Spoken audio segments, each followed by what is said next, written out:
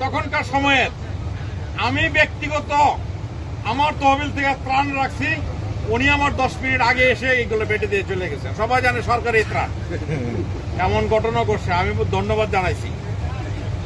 যাই হোক, আমরা যারা সম্ভাব্য প্রার্থী সরাইল আশুগঞ্জ ক্যান্ডিডেট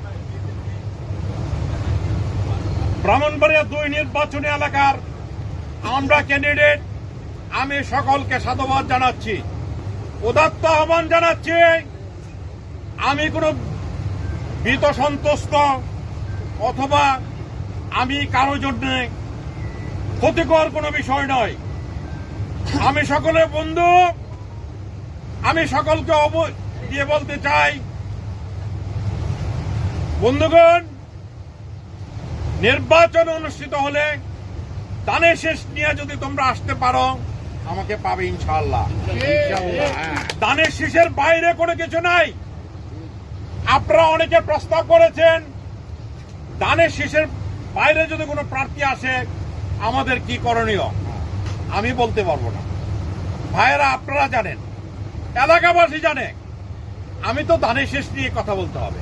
তবে এইবার একটা বিষয় আছে, সরকার আইন করেছেন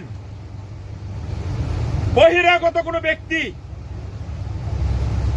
আপনার এখানে যদি আসে, আপনার দল যদি করোনা করে, তবে তার দলের প্রতীক নিয়ে আসতে হবে। দানের শীষ আর পাবেন না।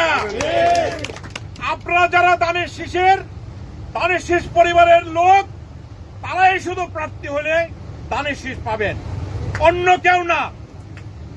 বন্ধুগণ, আপনার নিরাশ হওয়ার কোনো কারণ নাই। অনেকে অনেক কথা বলছেন, আমি কোনো কথারই জবাব দিতে পারি না ওই বিষয়ে।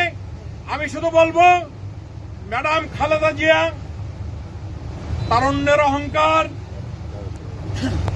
তারেক রহমান সাহেব এবং কেন্দ্রীয় নেতৃবৃন্দ, ওনারাই জানেন কাকে এখানে মনোনয়ন দিবেন। তার প্রত্যাশায় আমিও আছি। আমিও আপনাদের কাছে দোয়া চাই।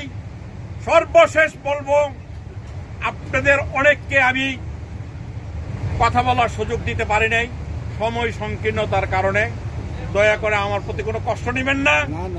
আপনারা অনেক দূর দূরান্ত থেকে আসছেন, আমি খুব খুশি হয়েছি, আপনাদের প্রতি মোবারকবাদ জানাচ্ছি, কিন্তু কৃতজ্ঞতা প্রকাশ করছি সকলের প্রতি। আমি কেন্দ্রের অলিখিত নির্দেশনা পেলে আমি প্রতি ইউনিয়নে ব্যক্তিগতভাবে নির্বাচন করার জন্য আমি হাজির হব। দৈনিক আজকের বাংলা .net